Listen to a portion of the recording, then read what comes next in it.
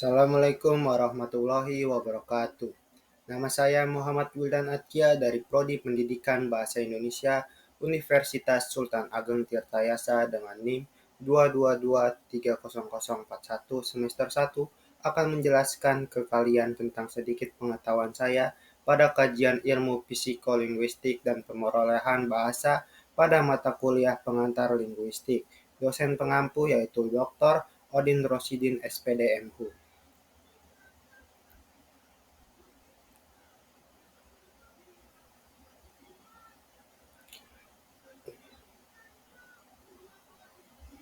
Tiap-tiap disiplin ilmu mempunyai karakteristik yang khas, sehingga tidak ada dua disiplin ilmu yang betul-betul sama dari segi sejarah kemunculannya, objek kajian maupun pendekatan yang digunakan.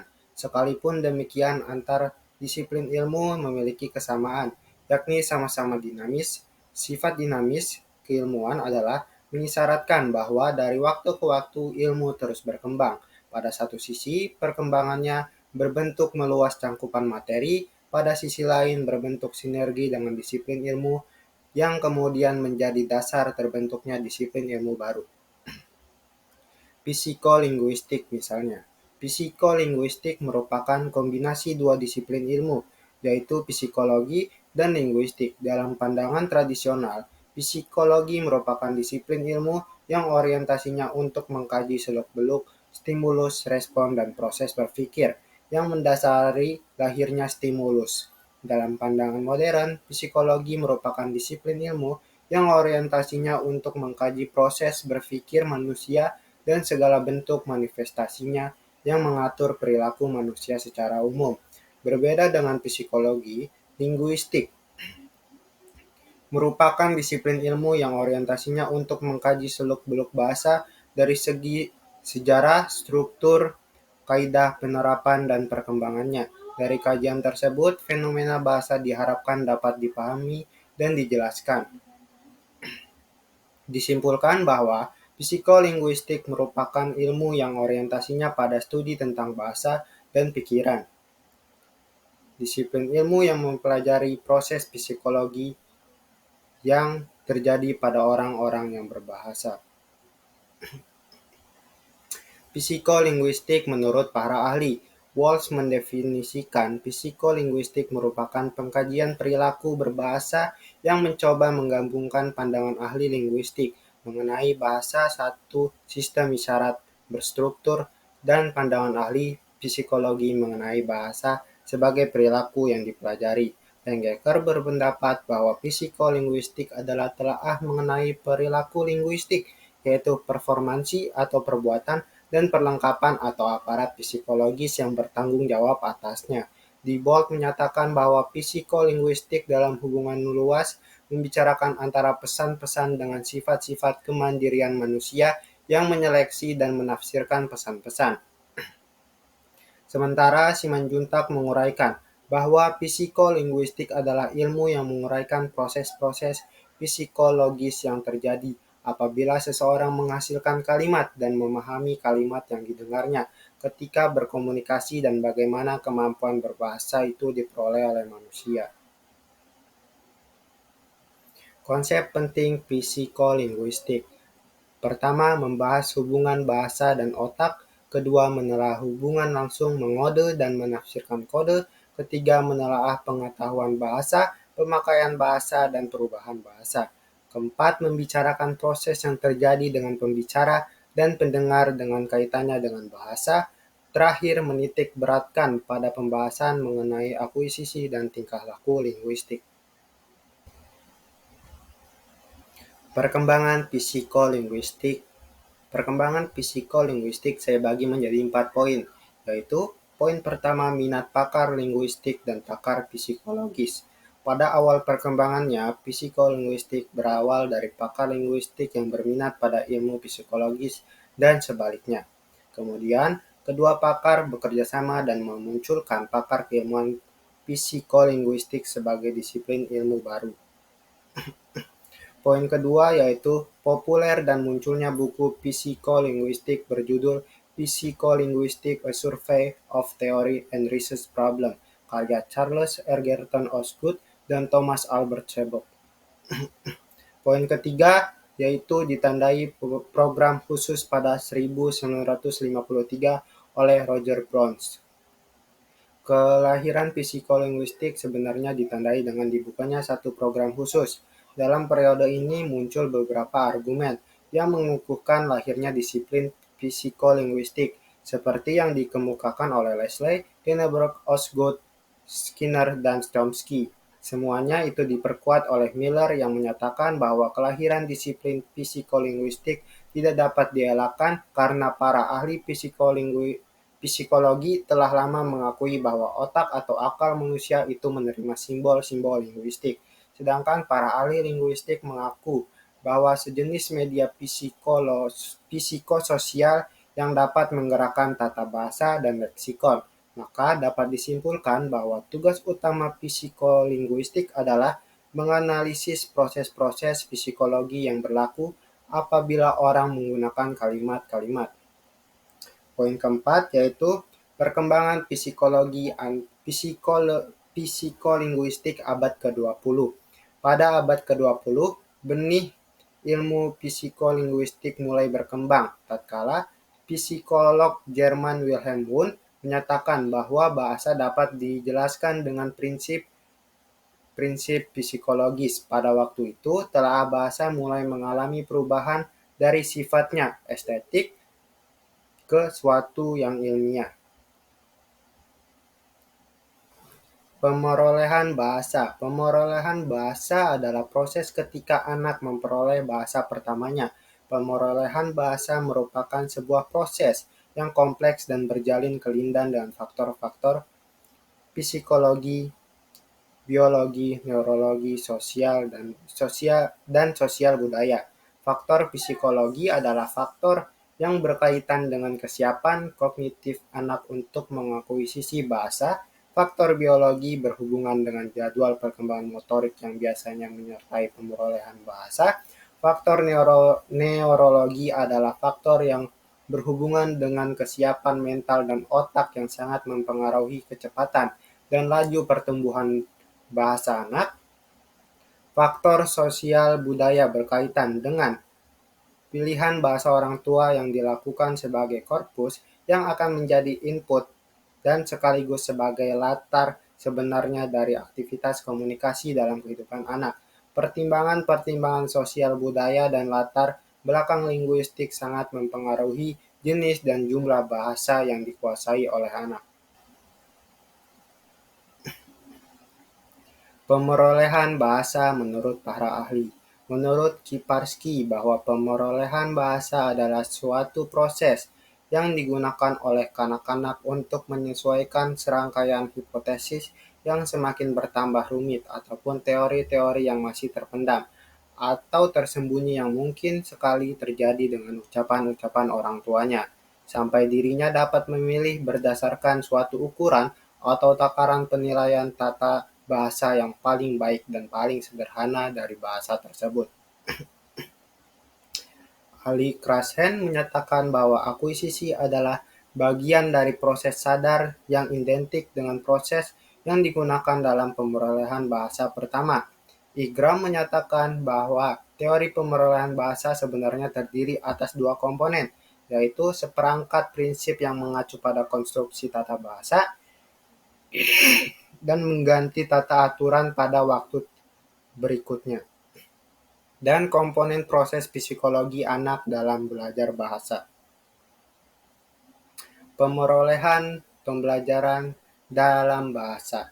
Ada perbedaan dalam pemerolehan dan pembelajaran dalam bahasa, yaitu pemerolehan dipakai dalam proses penguasaan bahasa pertama secara alamiah atau penguasaan bahasa ibu, sedangkan pembelajaran dipakai dalam proses belajar bahasa setelah menguasai bahasa pertama secara sadar atau penguasaan bahasa kedua dan seterusnya. Ragam Pemerolehan Bahasa. Ragam pemerolehan bahasa berdasarkan bentuk ditinjau dari segi bentuk terdiri tiga, yaitu pemerolehan bahasa pertama, pemerolehan bahasa kedua, serta pemerolehan ulang. Berdasarkan aslian, ditinjau dari segi keaslian atau keasingan, yakni pemerolehan bahasa asli dan pemerolehan bahasa asing, berdasarkan keserakatan atau berurutan, yakni pemerolehan dua bahasa secara serentak dan pemerolehan dua bahasa secara berurutan. Berdasarkan urutan, ditinjau dari segi urutan, dibagi menjadi dua, yaitu pemerolehan bahasa pertama dan pemerolehan bahasa kedua.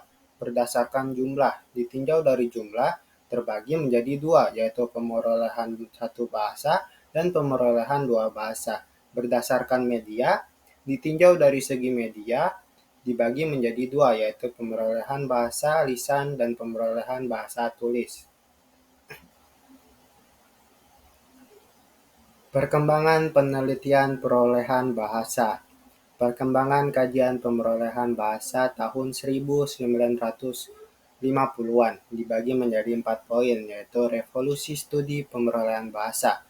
Pada pertengahan tahun 1900-an terjadi revolusi studi pemerolehan bahasa. Poin kedua yaitu karya di bidang linguistik deskriptif oleh Gleason dan teori transformasional Chomsky. Karyanya tahun 1950-an menyajikan model baru bagi peneliti untuk diuji cobakan. Poin ketiga yaitu teori behavioristik, yaitu teori yang dirancang oleh Skinner pada tahun 1957 memberikan inspirasi bagi penelitian teori ini. Yang keempat yaitu lahirnya psikolinguistik. Perkembangan kajian pemerolehan bahasa tahun 1960-an dibagi menjadi 2 poin, yaitu populer model transformasional Chomsky yang menjadi pemantik banyaknya penelitian mengenai penguasaan sintaksis pada anak. Kedua, bermunculan proyek penulisan mengenai tata bahasa dari perkembangan anak. Salah satu yang terkenal dari proyek ini adalah yang dilakukan oleh Roger Browns di Harvard University, studi mengenai anak yang dikunjungi sebulan sekali oleh para peneliti dan direkam pembicaraannya. Hasil rekamannya dibawa ke laboratorium dan ditranskripsikan, yang menjadi bahan studi bagi staf ahli dan mahasiswa. Perkembangan kajian pemerolehan bahasa tahun 1970-an dan 1980-an. Poin pertama, melimpahnya hasil penelitian sintaksis yang membuka peluang bagi usaha memperluas kancah minat pengamatan. Poin kedua, tahun 1970-an muncul hasil telaah berbicara orang dewasa kepada anak.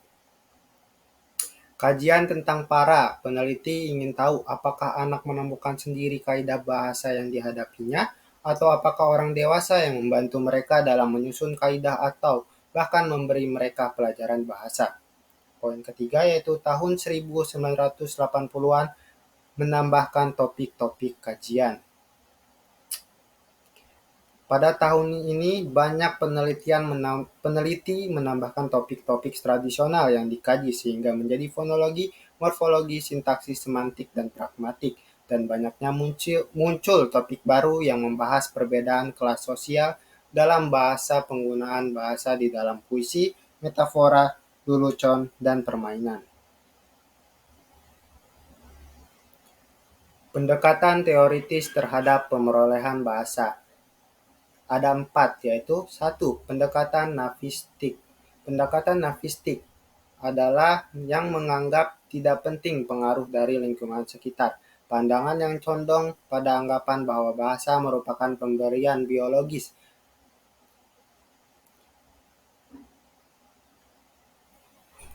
Kedua, pendekatan behavioristik. Pandangan behavioristik yang menekankan bahwa proses penguasaan bahasa pertama dikendalikan dari luar, yaitu oleh rangsangan yang disodorkan melalui lingkungan.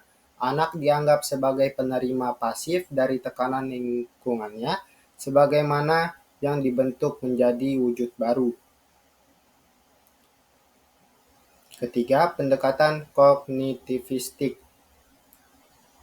Tokoh yang paling dominan pendekatan ini adalah Jean Piaget. Menurut Jean Piaget, bahasa distrukturkan atau dikendalikan oleh nalar. Perkembangan bahasa harus berlandaskan dari perubahan yang lebih mendasar dan lebih umum dalam kognisi. Dengan demikian, urut-urutan perkembangan kognitif menentukan urutan perkembangan bahasa. Yaitu yang keempat, pendekatan terakhir yaitu pendekatan konvergensi.